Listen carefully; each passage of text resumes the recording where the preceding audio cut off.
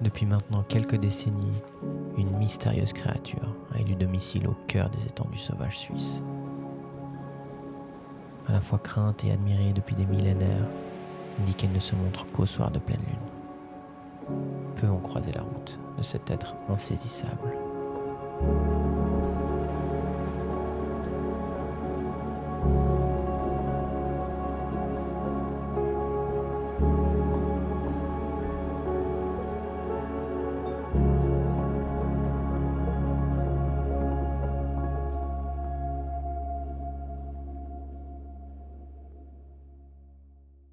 Qui n'a jamais entendu parler du petit chaperon rouge ?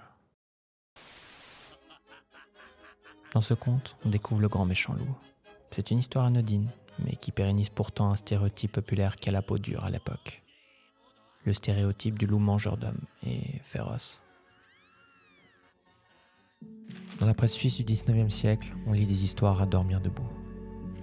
Comme ces loups qui auraient dévoré une personne en 3 minutes, ne laissant que les os. Le loup a très mauvaise presse. Il y a des dizaines et des dizaines d'articles sur des loups mangeurs d'hommes. Au XVIIIe siècle, l'histoire de la bête du Gévaudan a par exemple terrorisé des générations entières. On raconte que l'animal laisserait des cadavres décapités et déchiquetés après avoir bu leur sang. Le loup est partout, sur toutes les lèvres. Il est le bouc émissaire idéal. Et le résultat ne se fait pas attendre. L'animal est pourchassé et éradiqué dans toute l'Europe, si bien qu'en Suisse, dès 1871, il n'y a plus de loup.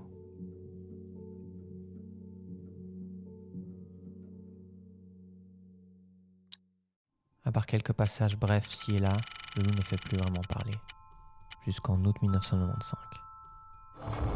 Mi-août 95, sur des alpages situés au-dessus de la Foulie, au fond du Val Ferret, on retrouve des moutons égorgés avec sauvagerie. Un chien errant aurait attaqué plusieurs troupeaux dans le Val Ferret. Les gens ont peur, alors une traque s'organise. Pour nous, ce serait super, c'est qu'il y en ait un qui puisse le tirer, quoi. Ce serait dommage qu'il crève dans un coin puis qu'on ne le retrouve pas, on retrouve le squelette au printemps, c'est ce qui serait embêtant. L'animal fait les gros titres. On ne sait pas s'il s'agit d'un chien errant ou d'un loup, mais la bête du Val Ferret, comme on l'appelle, court toujours. Mais en 1996, la presse est formelle. C'est un loup qui est à l'origine des attaques. Il est de retour. Dès 1995, l'animal commence à s'installer en Suisse et sa population explose en 2020. Les loups en provenance d'Italie et de France forment alors des meutes dans pratiquement tout le pays. Le loup est de retour dans son territoire d'antan.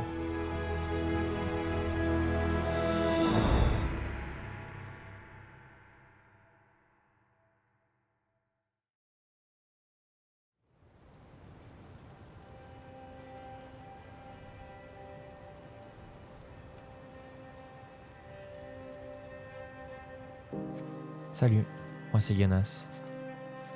Je ne suis pas photographe animalier, encore moins garde-chasse. Je suis comme toi probablement. J'ai vu quelques chevreuils ou renards ci et là, mais pas grand-chose de plus. Pourtant, je suis sur le point de me lancer le plus grand défi de toute ma vie. Filmer le loup dans son habitat naturel. Je vais explorer de vastes forêts sauvages, aux sapins centenaires, ou encore parcourir de larges vallées, surplombées d'imposants sommets. Bref, je vais faire ce que j'aime le plus sur cette terre, m'émerveiller devant le spectacle que nous offre inlassablement la nature en Suisse.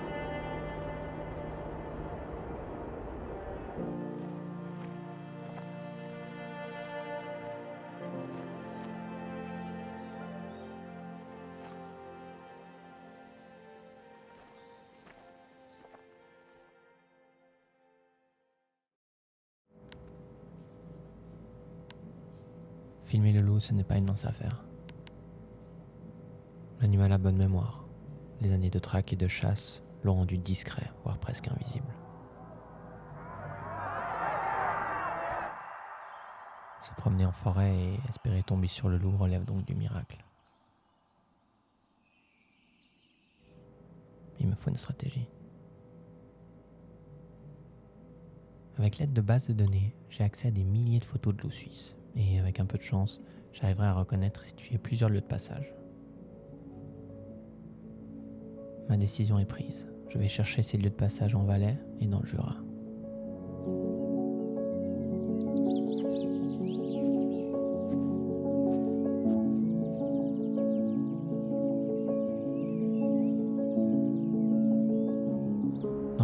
mes recherches pour localiser des lieux de passage sont laborieuses. Mais finalement, grâce aux photos, je finis par repérer quelques endroits.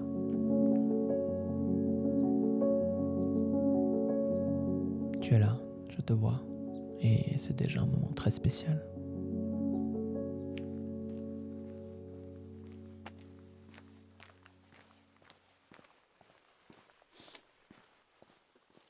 Il est temps de faire appel à mon meilleur allié. Le piège photo. Je dois comprendre comment l'animal se déplace. Quelles sont ses habitudes. Si j'étais un loup, par où passerais-je? Je place donc quelques pièges, ci et là. Ils seront mes yeux sur le terrain, scrutant inlassablement chaque mouvement en mon absence. Je compte sur vous, fidèles alliés.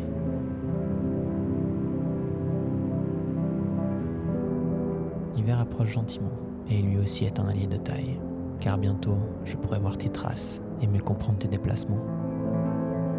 As-tu des habitudes, des passages secrets? Je veux tout savoir.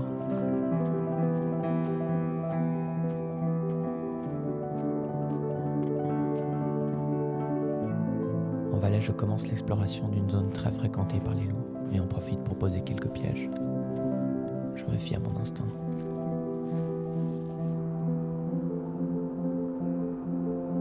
L'hiver est rude, il ralentit mes pas et ma progression est lente, mais certains moments sont simplement hors du temps. On se surprend à écouter la neige qui tombe ou simplement le silence.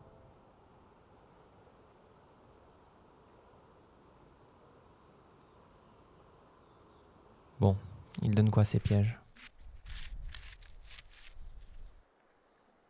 Eh bien, mon instinct de pisteur laisse à désirer, car j'ai pas grand-chose.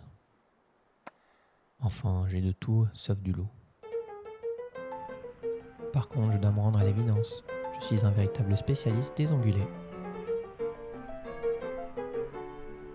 Au moins, je pourrais faire un reportage sur les chamois. Salut bébé chamois. Et j'ai des faux déclenchements aussi. Quand c'est pas mal cadré. Bon, j'ai aussi eu un lynx et ça c'est quand même pas mal. Bref, revenons au loup. Le meilleur ami du photographe animalier, c'est les traces. C'est bien connu. Et peut-être qu'avec les traces, je saurais mieux où placer mes pièges.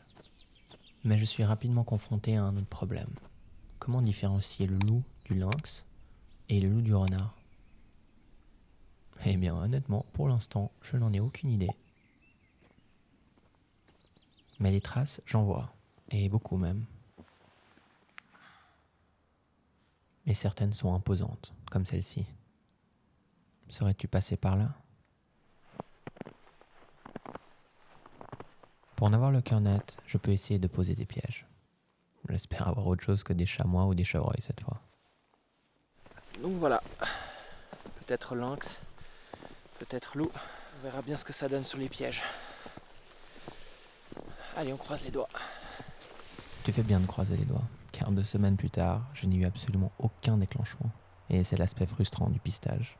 Un animal qui passe à un endroit, eh bien tu n'as aucune assurance qu'il repasse par là. Je dois continuer mes recherches. Pour ceux qui demandent, les traces, c'était un lynx.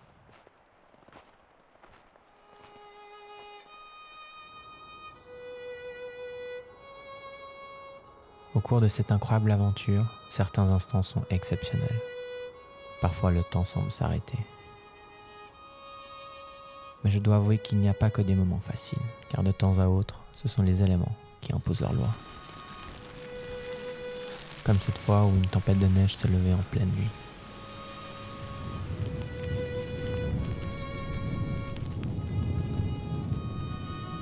Voilà, vous avez les coulisses. C'est comme ça qu'on filme le loup. On en chie. On voit pas grand chose, mais on est là.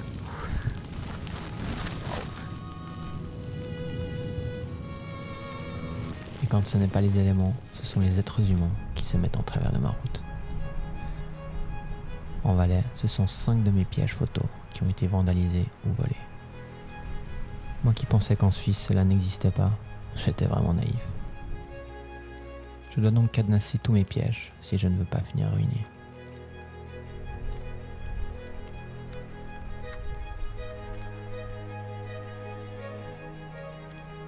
Et je mets aussi des petites étiquettes pour expliquer aux gens mon projet. Peut-être seront-ils moins hostiles à mes pièges. Il le faut, car si les vols continuent, le projet est sérieusement compromis.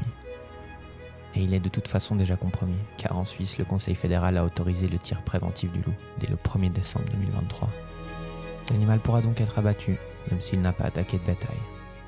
En Suisse maintenant, où c'est un virage majeur dans la gestion du loup, le Conseil fédéral autorise les tirs préventifs, y compris de meutes entières, s'il le faut. Et le Valais a de grandes ambitions. 34 loups sont visés par les tirs, soit 7 meutes entières, dont la meute que je suis maintenant depuis des mois. La meute du Chablais est en sursis. Et le Valais ne lésine pas sur les moyens. Il forme 800 chasseurs pour tuer le loup. L'histoire se répète. Pour nous, c'est super, c'est qu'il y en a qui puissent le tirer, quoi. L'opinion publique est choquée. Les gens dénoncent le massacre du prédateur et sortent manifester dans les rues. Les associations, elles, déposent des recours pour stopper les tirs, mais il est déjà trop tard. Les tirs ont commencé. Dans toute la Suisse, 50 loups, dont 2 meutes complètes, ont été anéantis.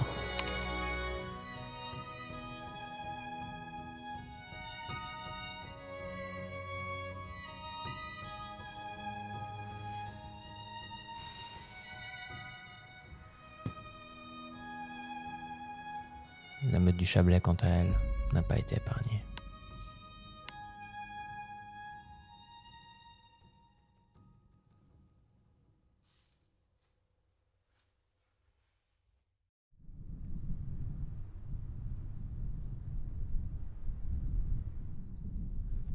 Le constat de cette première saison de régulation proactive, c'est qu'il y a eu quelques dérives. Par exemple, je suis tombé sur un appât d'animal mort, probablement pour attirer des loups. Du coup, pour en savoir plus, j'ai contacté un chasseur vaudois.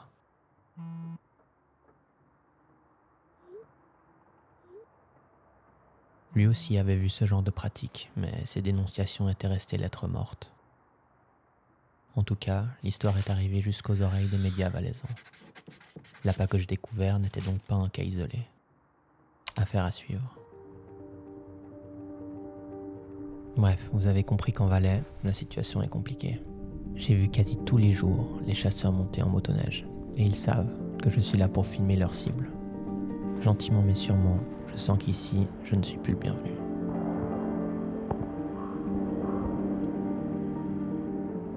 C'est donc avec tristesse que je décide de laisser mes amis onguler et de ne plus retourner en Valais. Désormais, je vais centrer mes recherches dans le Jura.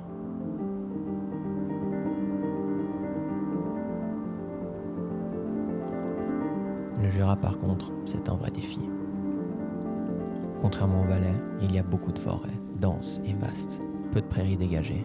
Et pour ne rien arranger, ces prairies sont très fréquentées, et ça, le loup, il le sait. La journée, il se cache donc en forêt, et j'ai vraiment cette impression de devoir chercher une aiguille dans une botte de foin. L'immensité infinie de la forêt me fait froid dans le dos.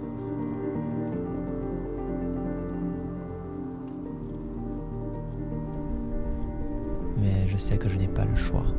Cette immensité, je vais devoir l'explorer, si je veux te voir. Cela fait maintenant 2 mois que je te cherche, créature invisible. Où es-tu ?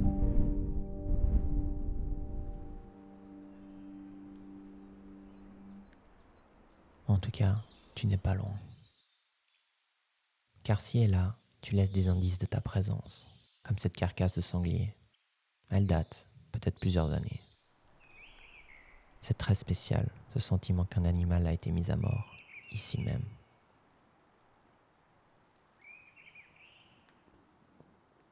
Mais une chose est sûre, je le sens.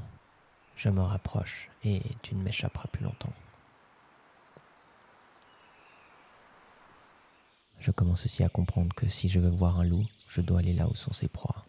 Et dans le Jura, il y a beaucoup de gibier.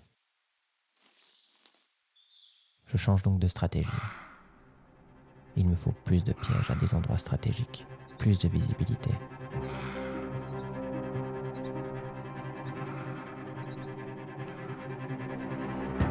Je vais suivre et comprendre les déplacements de tes proies, localiser les zones où le gibier se nourrit.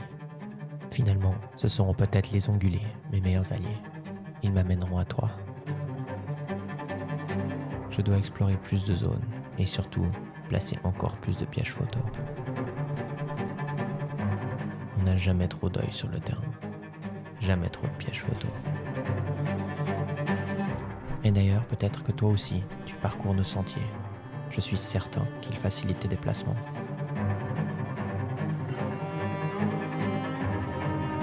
Mais le suivi est compromis. Le canton de Vaud lui aussi décide d'abattre un loup. Un loup mâle a été abattu à la commune de Montricher dans la nuit de jeudi à vendredi. Ce tir s'inscrit dans la politique de régulation de la meute du Mont-Tendre et était conforme aux conditions fixées par l'Office fédéral de l'environnement. Des tests ADN détermineront s'il s'agissait bien de M351, le mâle reproducteur de la meute. Je suis consterné, car si c'est le mâle reproducteur, la meute pourrait imploser dans l'immensité du Jura.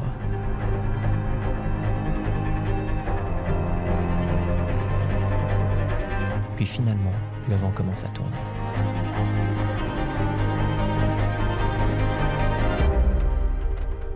Un indice, et il dégage une forte odeur.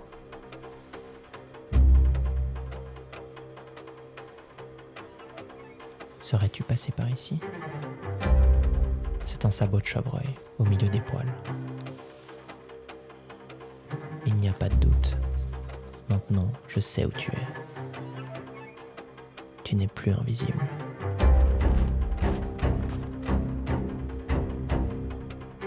Cette fois-ci, je sens que je suis au bon endroit. Je reviendrai donc dans quelques semaines.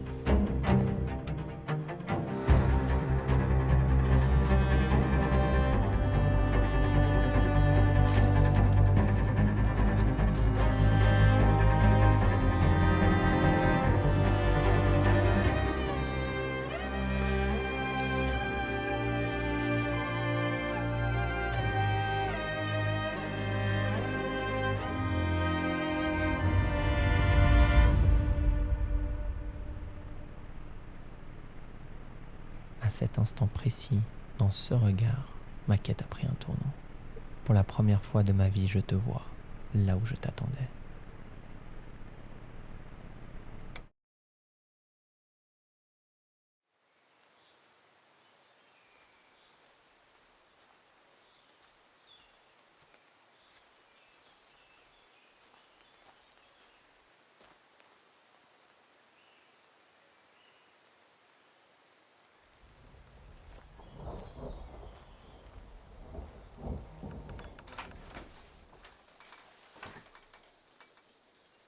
Je me souviendrai à jamais de cette première rencontre avec le loup. L'espace d'un instant, on accède à l'intimité de ces animaux sauvages. Et ça, c'est un sentiment très spécial.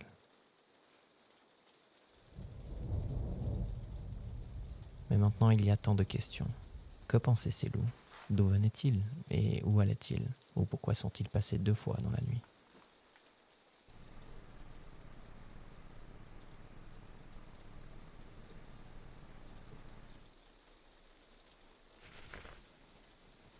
Ceci dit, ces vidéos sont une mine d'informations pour moi. Je sais désormais où ils passent et la direction qu'ils ont pris à cet instant T. Ces données me permettront d'étendre mes recherches et bientôt peut-être, je saurai mieux où se déplace l'animal.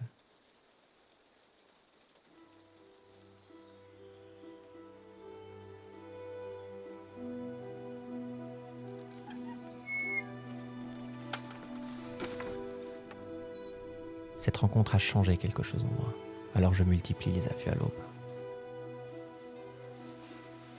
Contrairement à moi, le loup est matinal et il faut se lever de bonne heure pour avoir une chance de le voir.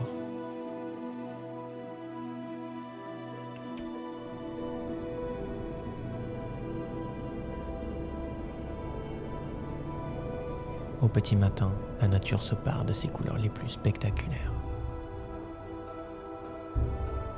Mes affûts ne donnent pour l'instant rien, mais chaque lever de soleil est unique et me rappelle pourquoi j'explore ces montagnes.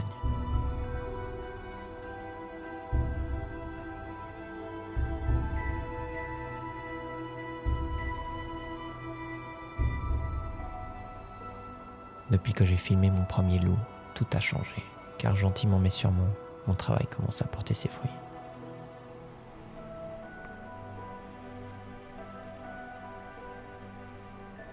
Alors qu'il y a quelques mois ils étaient invisibles, c'est comme si les loups avaient décidé qu'enfin j'étais digne de les observer. L'un d'eux a même décidé de me laisser un cadeau, disons, de bienvenue.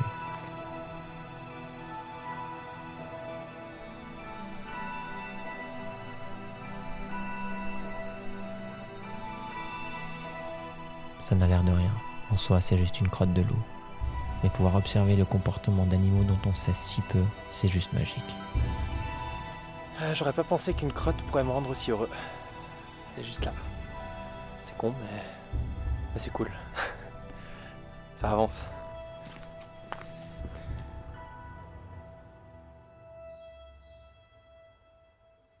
Vous vous souvenez du tir de régulation ? Eh bien, j'apprends que le canton n'a finalement pas tué le mâle reproducteur. C'est l'un de ces louveteaux, né en 2023, qui a été abattu. Mais de mon côté, jamais la meute n'a été aussi proche, car bientôt, je vais vivre un moment qui restera gravé à jamais dans ma mémoire.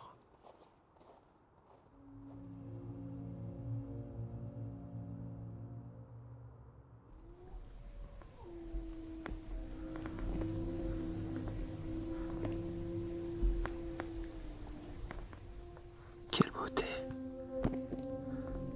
Il est juste à côté. Incroyable.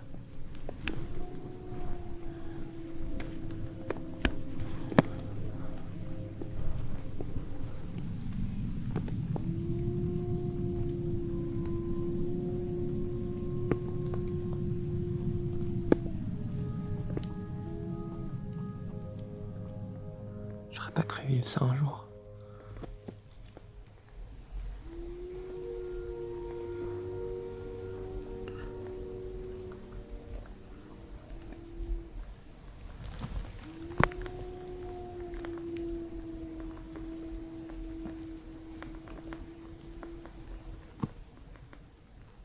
C'est magnifique.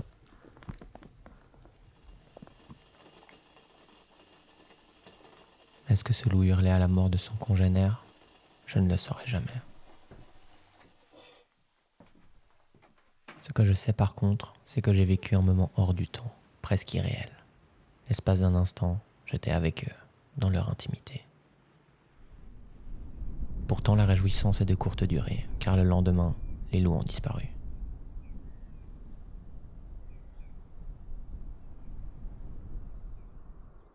Comment ces loups peuvent-ils être aussi proches qu'insaisissables ? Car désormais, régulièrement, j'ai du passage la nuit. Ceux que vous voyez, ce sont des loups qui empruntent des chemins pédestres. Et oui, des chemins que vous et moi prenons régulièrement la journée. Il faut croire que la nuit, c'est un autre type de trafic qui s'installe. Le loup n'est pas bête. S'il peut aller d'un point A à un point B sans se fatiguer, il ne va pas se faire prier. Certains loups sont même effrayés par les lumières infrarouges du piège photo. Regardez celui-là par exemple. Il a compris qu'ici, cela ne lui plaisait pas trop. Alors au prochain passage, le jour d'après, il contourne. Habile. Avec ces vidéos, je comprends aussi que le loup en Suisse est un animal nocturne, car je n'ai pratiquement aucun déclenchement la journée.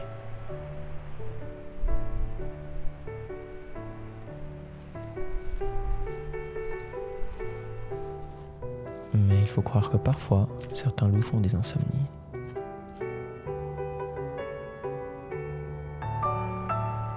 Non mais regardez-le celui-là. Il est 2h de l'après-midi, qu'est-ce qu'il fabrique à des heures pareilles ? Il se fout de moi. Il était où quand je faisais mes affûts ? Bon, un loup de jour c'est cool, donc je suis quand même content.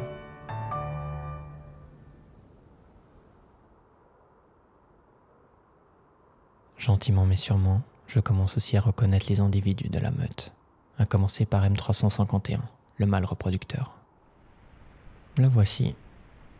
Je le reconnais à sa taille et sa collerette, parfois sa couleur rousse prononcée.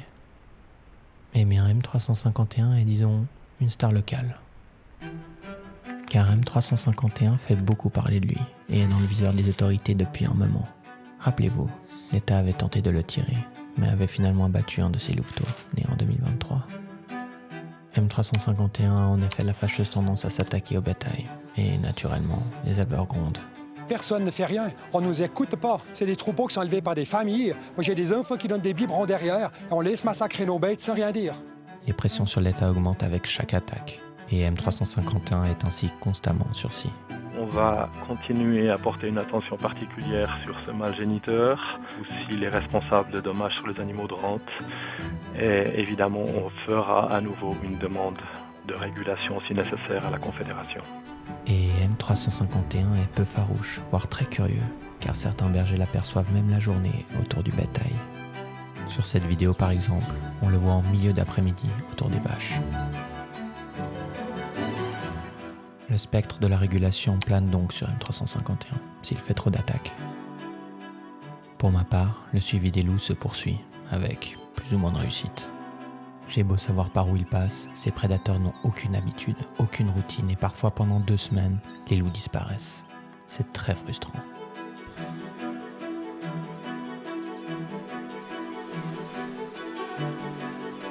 Et un jour, lors d'un banal relevé, c'est la surprise. Une surprise qui va redistribuer les cartes.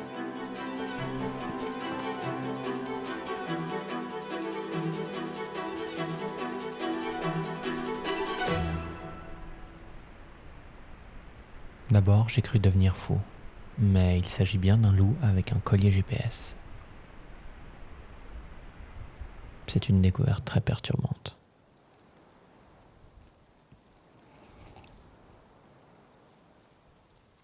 Quelqu'un a-t-il égaré son chien qui s'est fait pote avec les loups?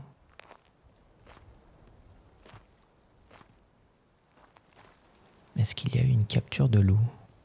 Je dois faire mes recherches. Je suis très inquiet. Le contexte politique est très tendu et ce n'est pas bon que des gens sachent exactement où un loup se trouve. Et malheureusement, mes inquiétudes se confirment. Un loup a été capturé par le Cora il y a exactement 1 jour. Une louve plus précisément, F186. Alors qu'est-ce que le Cora, me direz-vous? Eh bien, le Cora est une fondation qui s'occupe du monitoring des grands carnivores en Suisse. Et là où le bas blesse, c'est que cette institution a des liens étroits avec l'État, qui la finance. Vous l'avez compris, si l'État sait exactement où cette louve se trouve, eh bien lorsqu'il s'agira de réguler les loups, les chasseurs sauront exactement où chercher. Du moins, c'est la théorie. L'avenir nous dira si ce collier GPS est une bonne chose ou non. Affaire à suivre. Petit à petit, j'apprends aussi à connaître F186 qui, vous en conviendrez, est maintenant facilement reconnaissable. F186 est une louve qui a été acceptée tout récemment dans la meute du Mont-Tendre. Elle est née entre 2019 et 2022, dans la meute voisine du Marché-Rue. Parfois, elle et M351 se déplacent ensemble. On la voit ici, passer une dizaine de secondes après M351. Il faut croire qu'elle se sent à l'aise devant mes caméras. Sur cette vidéo, elle marque son territoire en pleine journée, puis s'en va. Et oui, on la voit boiter, probablement en raison de la capture d'il y a quelques jours. Mais bref, en découvrant cette séquence le lendemain matin, il me vient une question qui ne se pose que quand les loups vous montent un peu à la tête. Est-ce que ça sent quelque chose, un pipi de loup? Eh bien, désormais, vous le saurez. Cela n'a aucune odeur particulière. À ce moment-là, vous vous dites sûrement que ce que vous regardez devient un peu bizarre. Eh bien, vous avez probablement raison. Quand on se lance à la poursuite des loups, on n'a pas forcément la lumière à tous les étages. Alors, on est en live sur le terrain. Je sais que déjà dans cette vidéo, il y a eu beaucoup de caca de loup et je m'en excuse auprès de vous. Mais là, j'en ai un très beau et j'aimerais vous le montrer. Suivez-moi. Vous voyez, vous ne pourrez pas dire que je ne vous ai pas prévenu. Donc là, je suis assez sûr de mon coup. Hein. Bon, maintenant que vous savez que je suis fou, revenons aux choses sérieuses. Après 6 mois à courir derrière les loups, il me vient une idée. Il me faut un allié fiable et réactif sur le terrain. Je vous présente le piège connecté. Dès qu'il y a du mouvement, il m'envoie une notification avec une image sur mon téléphone. C'est lui qui me dira en temps réel quand les loups seront dans le secteur. Je pourrai alors affiner le timing de mes affûts. Et désormais, mes observations ne se limiteront plus à la journée. Voici la caméra thermique, un bijou de technologie. La pénombre de la forêt n'aura bientôt plus de secret pour moi.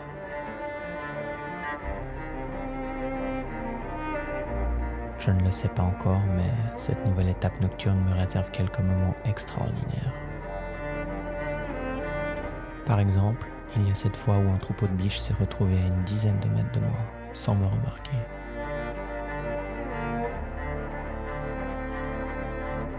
Je comprends rapidement aussi que, la nuit, le règne animal reprend ses droits. Il y a par exemple ces 2 lièvres qui semblent régler un léger différend.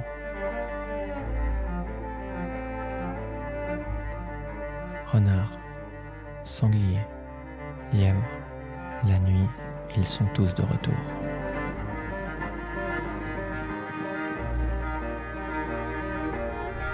Mais une rencontre va marquer ma vie à tout jamais.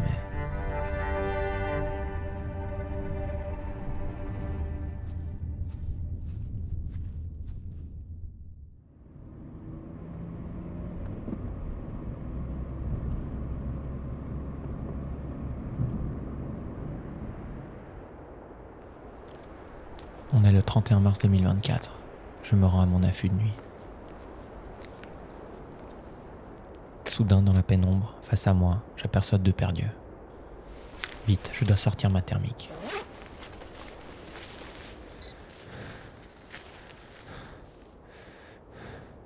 Je me rends compte que je viens de croiser 2 loups. Sur les images, si on regarde bien, on voit 2 individus qui se suivent d'un pas déterminé. Les renards ne se suivent pas en principe, c'est donc bien des loups.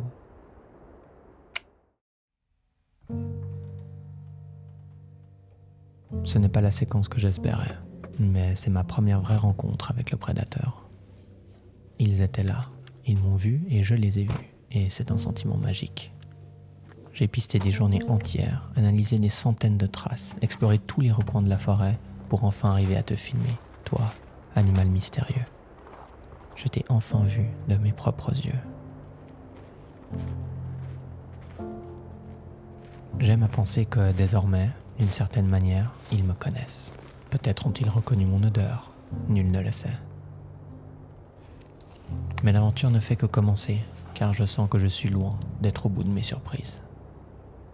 Pour ceux qui se demandent ce que donne le piège 4G, rien à signaler, si ce n'est l'apparition d'un T-Rex sauvage en pleine nuit. Je pensais cet animal éteint, mais apparemment il a fait son retour dans les montagnes jurassiennes. Sinon, il y a aussi une fois où je me suis endormi pendant un de mes affûts nocturnes. Le loup en a profité pour passer devant mon affût à cet instant précis. Ça, c'est le loup qui passe. Je suis à quelques mètres de là, en train de dormir. Et ça, c'est moi qui arrive 1 heure après, pour vérifier que je viens bien de rater l'inratable.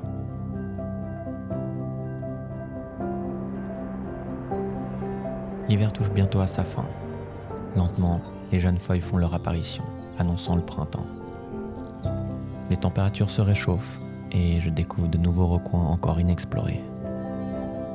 Pour les loups, le début du printemps marque la fin de la saison des amours, qui dure de janvier à fin mars. Et j'ai rapidement le sentiment que la meute attend un heureux événement.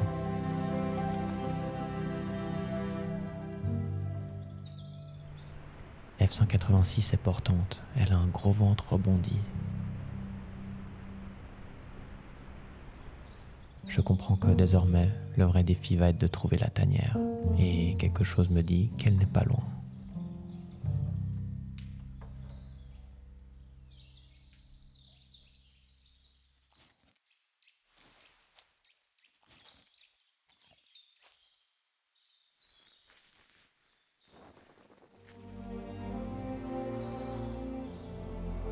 F-186 va bientôt mettre bas et je sens que trouver la tanière ne va pas être une mince affaire. L'endroit est très secret, généralement reculé et éloigné de toute présence humaine. Mais j'ai ma petite idée sur son emplacement car les déplacements du loup semblent pointer dans une direction. Je vais placer des caméras à des endroits stratégiques autour d'une zone prometteuse. Je dois aussi être très vigilant, car les loups sont très sensibles au dérangement. Si je passe trop de temps dans la zone en question, de par mon odeur, les loups risquent de quitter les lieux. C'est donc une vraie course contre la montre pour poser mes pièges et ne pas laisser trop d'odeur dans la zone. Et pour finir de quadriller le lieu, je décide de cibler les souilles, généralement très fréquentées par les animaux. Et cette fois-ci, mon travail paye rapidement. M351, que je reconnais à son pelage roux, est passé par là. Quant à F186, son ventre rebondi a disparu. Je comprends qu'elle vient de donner naissance. La tanière est toute proche. Je suis au bon endroit. M351 et F186 ne cessent de passer devant mes caméras. Je décide donc d'affûter près des points de passage des loups en fin de journée, mais à chaque fois, l'affût est un échec cuisant. Et puis je découvre que les loups commencent à apporter de la nourriture aux petits, toujours en direction de la zone de la tanière.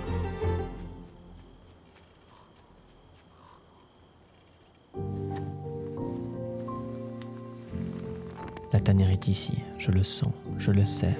C'est donc une simple question de temps avant que les louveteaux pointent le bout de leur nez.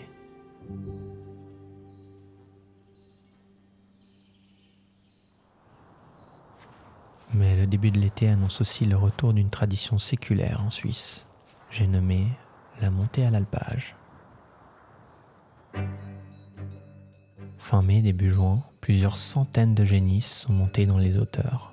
Elles arpentent désormais tout le secteur du Mont-Tendre. L'Inalpe, comme on l'appelle, attestée en Suisse depuis le Moyen-Âge, est devenue un symbole traditionnel suisse très marquant. Et le Jura vaudois n'échappe pas à la règle. Les bêtes sont lâchées dans d'immenses enclos d'une centaine d'hectares, dont certains sont en partie en forêt.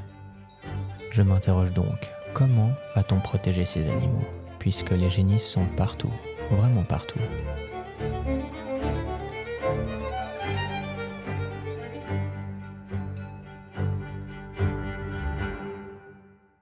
Et les problèmes ne vont pas tarder à arriver, bien plus vite que je ne le pensais. Dès le début de l'été, la meute du Mont-Tendre lance des attaques et fait parler d'elle dans la région.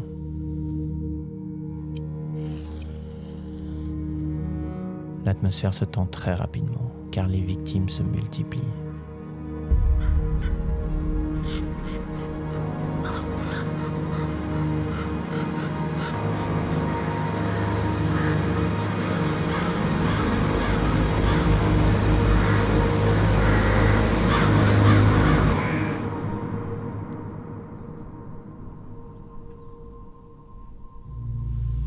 Je dois avouer que moi-même, je suis sous le choc, car les loups tuent parfois 2 animaux de rente par semaine.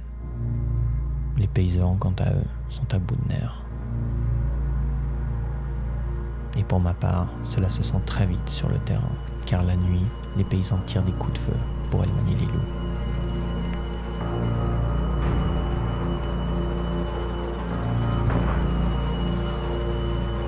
Ces attaques sont de très mauvais augure pour la meute. Si M351 et F186 continuent de tuer du bétail, ils vont signer l'arrêt de mort de la meute entière. Les loups du Mont-Tendre sont en sursis, et je suis parfaitement impuissant face à la situation.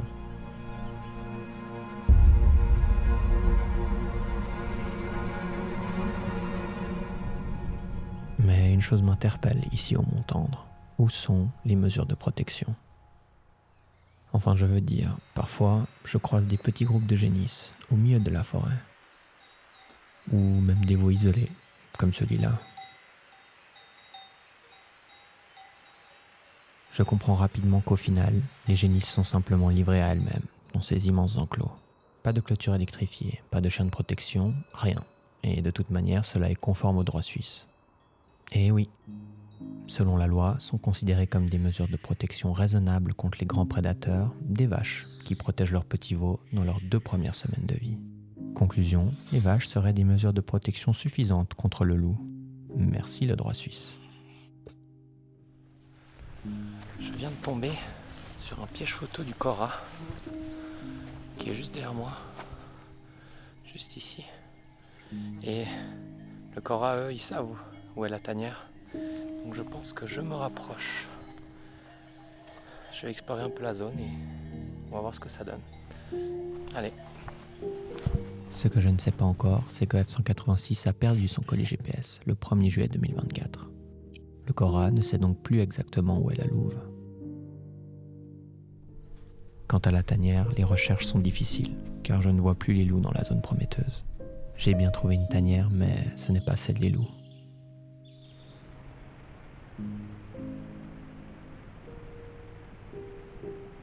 Malheureusement pour moi, je comprends qu'ils ne sont plus ici.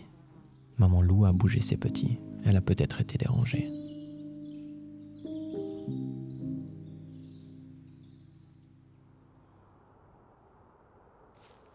Le travail recommence à zéro. Et si je veux trouver la nouvelle tanière, il n'y a pas de miracle. Je dois étudier les déplacements des prédateurs.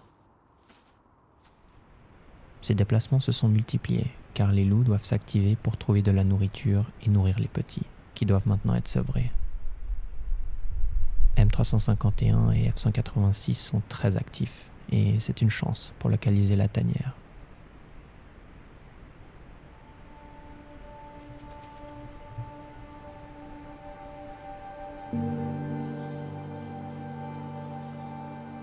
Et avec le temps, j'ai ma petite idée sur l'emplacement de la nouvelle tanière, mais les loups veillent jalousement sur leurs secrets, enfouis au cœur de la forêt.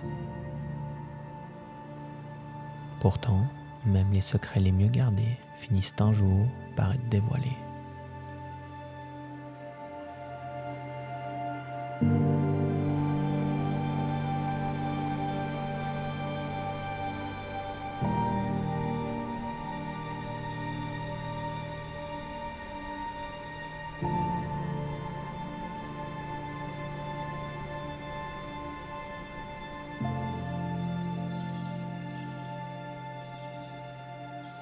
Les louveteaux sont ici, dans ce secteur, et c'est un sentiment merveilleux.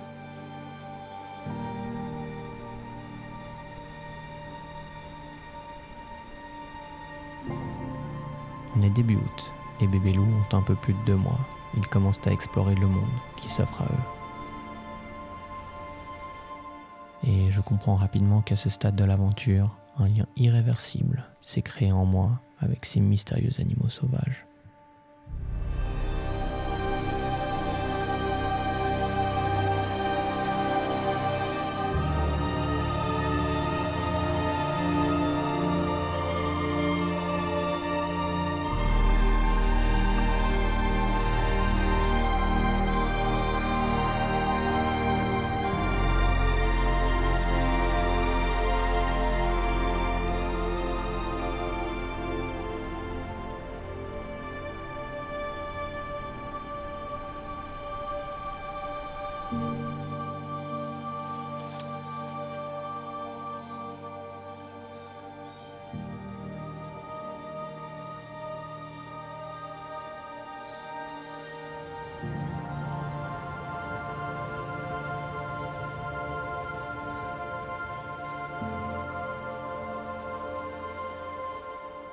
La famille loup du Mont-Tendre s'est agrandie de 4 jeunes individus cette saison.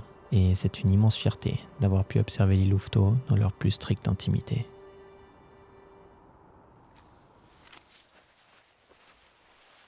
Qui dit plus de loups, dit plus de chances de les observer, non ? Eh bien, pas vraiment. J'ai beau affûter vers des points de passage réguliers, rien n'y fait, ils ne passent pas.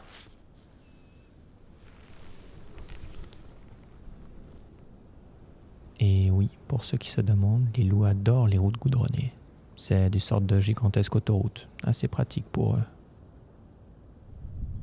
À la tombée de la nuit et avec la caméra thermique, je n'ai pas beaucoup plus de succès. À part quand les loups décident de chanter.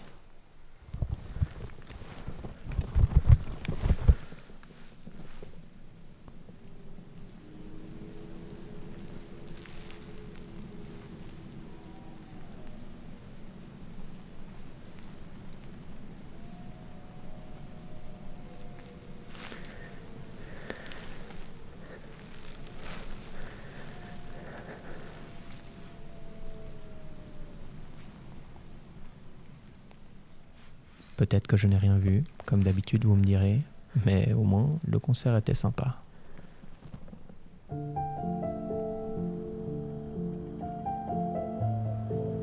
Voir les loups sur mes caméras ne me suffit plus, je veux aussi mieux les comprendre. Par exemple, certains loups prennent peur en voyant les infrarouges de mes pièges.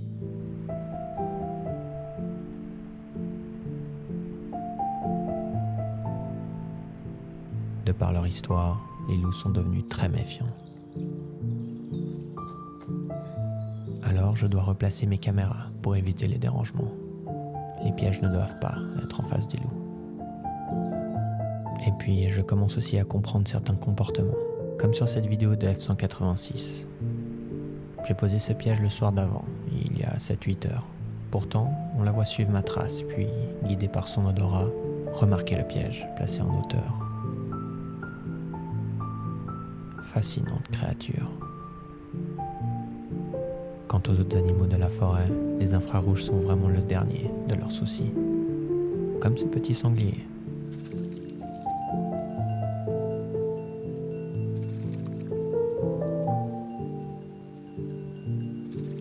Ou ce jeune cerf qui prend son bain matinal.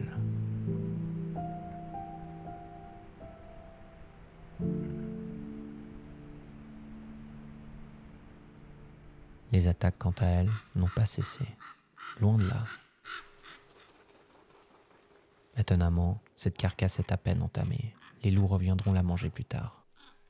J'essaye donc de saisir ma chance et d'affûter à proximité de la carcasse. On est sur le terrain. J'ai une carcasse là, à peu près 30-40 mètres de où je suis. Et j'affûte depuis 6 heures du matin. Il est actuellement midi et j'ai absolument rien vu. Rien. Voilà. Patience. La patience ne me sera pas d'une grande aide, car en 3 jours d'affût matin et soir, les loups ne sont jamais revenus en journée. Et ce qui devait arriver arriva. Avec au moins une vingtaine d'attaques sur tout l'été, les loups du Mont-Tendre ont scellé leur destin. Le 9 septembre 2024, le canton de Vaud obtient l'autorisation d'éliminer la meute du Mont-Tendre tout entière. Tous les loups, y compris les jeunes, pourront être abattus.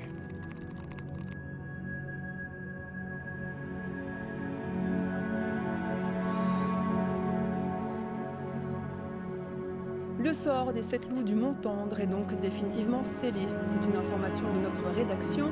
L'Office fédéral de l'environnement a donné son feu vert à la demande d'autorisation de tir déposée par le canton de Vaud. Parce que là, on parle d'éradiquer une meute. En fait, on parle d'ouvrir un territoire à d'autres loups qui vont pouvoir s'implanter. Où, au final, la problématique sera pareille les années qui vont suivre. Au jour d'aujourd'hui, la seule solution, la seule qui marchera, c'est d'apprendre à vivre avec.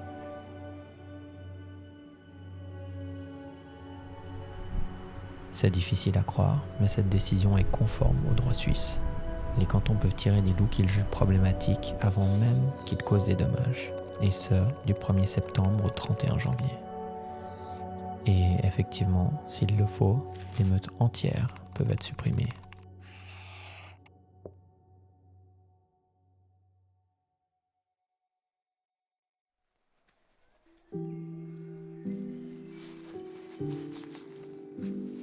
Cette nouvelle est un véritable coup de massue qui est difficile à digérer. C'est potentiellement la fin de l'aventure et il n'y a rien que je puisse faire. La famille loup, quant à elle, vagabonde insouciante, mais mon cœur se serre à l'idée de les savoir condamnés. Et je ne peux m'empêcher de penser aux petits louveteaux de cette année. Enfin, je dis louveteaux, mais désormais, ce sont des jeunes loups de 4 mois. Dans cette période de tristesse, il y a quand même des petites parenthèses de bonheur lorsqu'on les voit évoluer devant la caméra.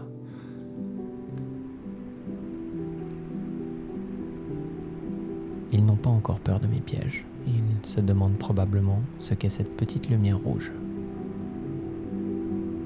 On sent leur insouciance.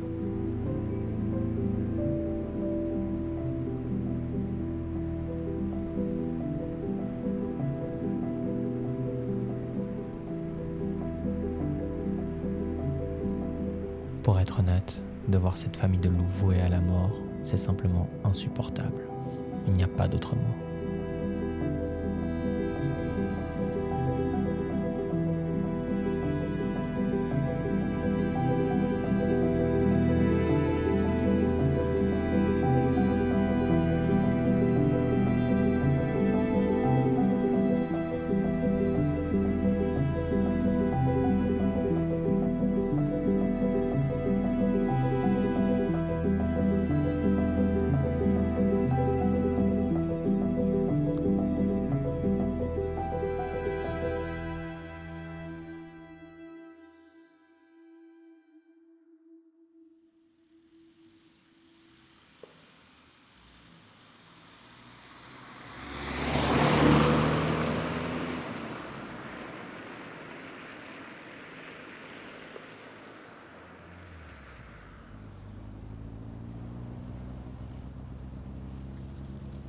On est fin septembre.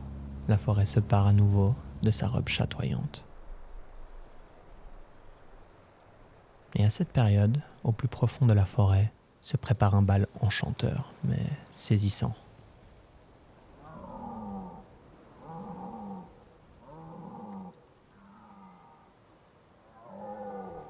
C'est le brame du cerf. C'est la saison des amours et les mâles signalent leur présence aux femelles.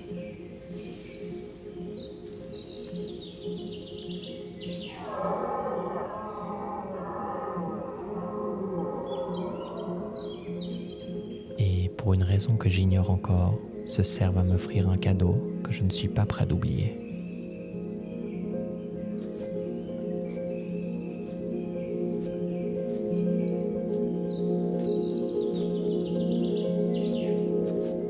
L'animal est à 5 mètres de moi et le temps se fige face à ce mastodonte.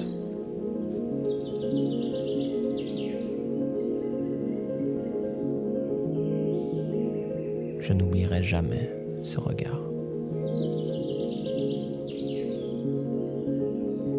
Les souilles sont le terrain de jeu préféré des cerfs, alors je place des caméras pour les observer.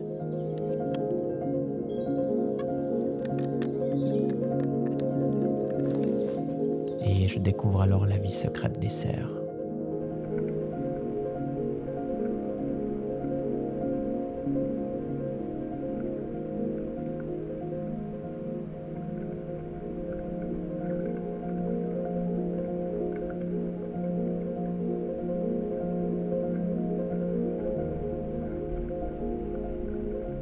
Lui, il sait clairement plus où mettre de la tête.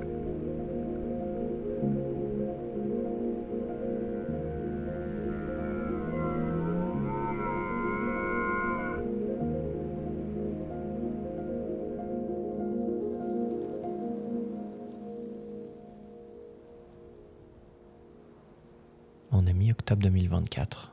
Cela fait maintenant 1 an que je cherche les loups.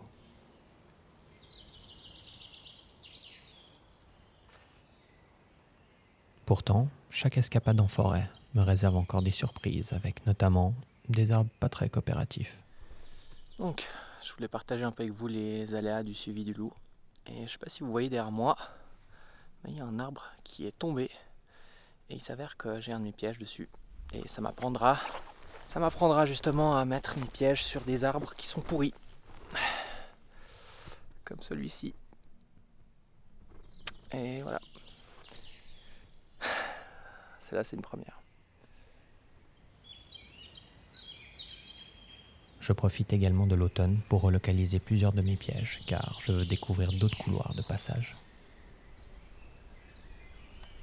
Et même en novembre, je trouve encore des endroits où les loups ont dévoré le bétail de cet été.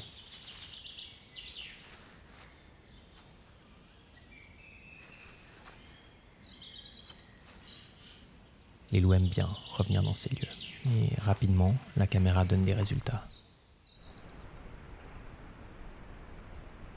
Franchement, c'est satisfaisant de comprendre le comportement des prédateurs avec les indices laissés sur le terrain. Et justement, ces indices vont me mener vers ce que j'appelle le chemin des loups. Le chemin des loups, c'est une découverte inattendue. Mes pièges photos m'ont permis de comprendre quel chemin empruntaient les prédateurs. Et un beau jour, un chemin en particulier a retenu mon attention.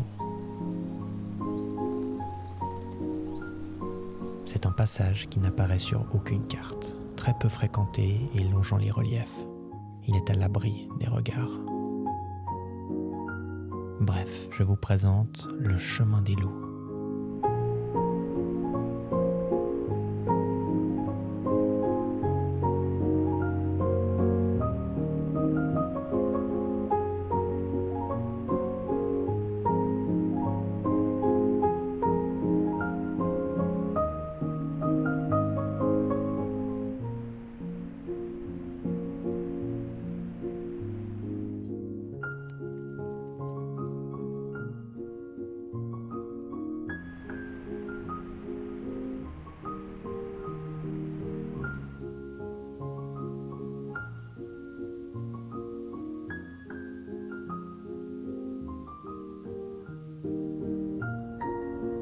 Croyez-le ou non, toutes ces vidéos ont été prises sur le même chemin.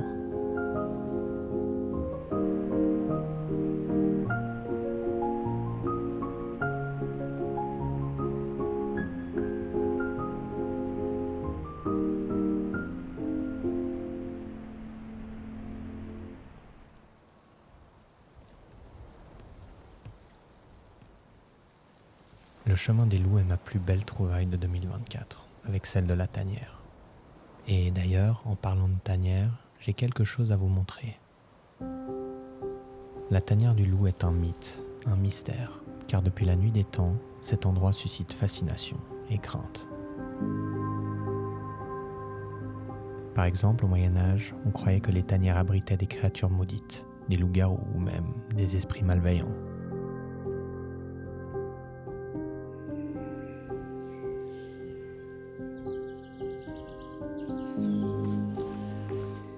On est dans un endroit très spécial. On est à la tanière des loups de l'été 2024. J'ai renoncé justement cet été à me rendre à la tanière parce que c'était un endroit très sensible et je voulais pas déranger les loups. Mais maintenant, on est en novembre et voilà, je voulais partager un peu avec vous la magie de ce lieu. Suivez-moi, elle est juste là.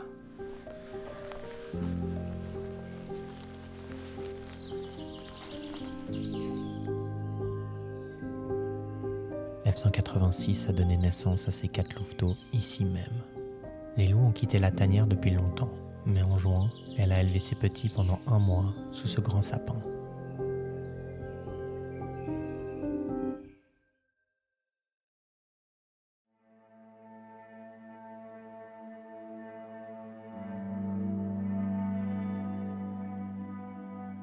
Il ne faut pas s'attacher aux loups que l'on suit. C'est la règle d'or, et dès le début de l'aventure, on m'avait prévenu.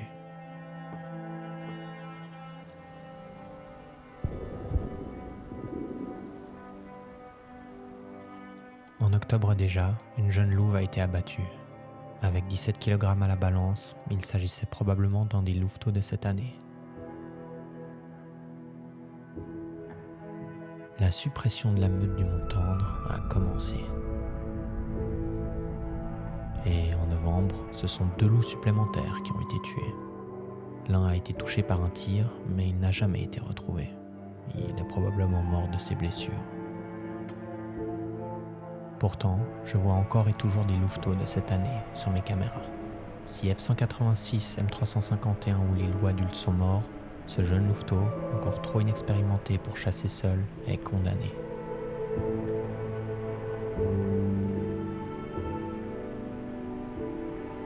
Quant à M351, je l'ai peut-être vu pour la dernière fois sur mes caméras fin septembre 2024. Il est probablement mort dans la nuit du 1er au 2 décembre 2024, blessé mortellement par un tir.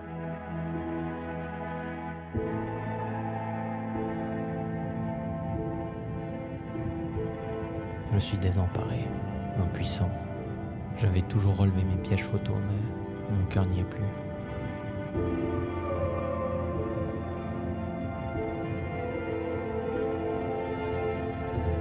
Un 6e loup est tiré le 20 décembre 2024 et un dernier loup le 14 janvier 2025. Sur 7 tirs au total, 5 loups ont été tués et 2 ont été blessés mais jamais retrouvés.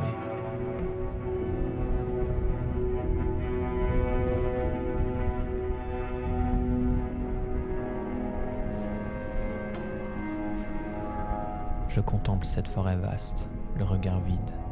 Une des plus grandes aventures de ma vie vient potentiellement de se terminer.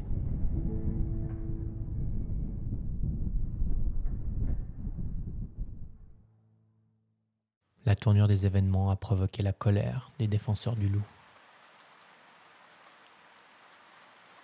Beaucoup dénoncent des tirs inefficaces et une certaine précipitation. Mais une question me revient sans cesse. Existe-t-il encore des loups au Mont-Tendre ?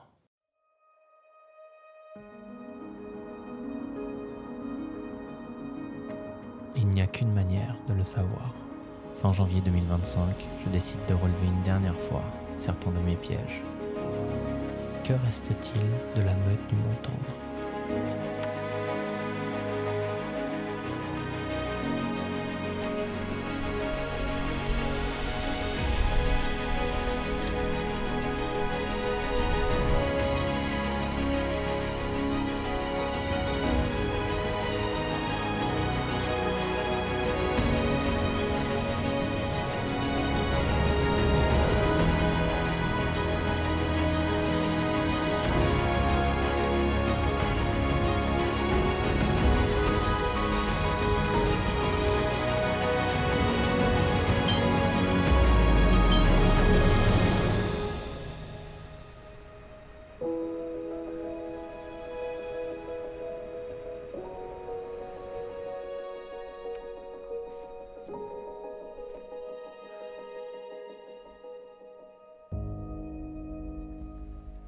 Ce gros loup adulte, filmé après les derniers tirs, m'est parfaitement inconnu.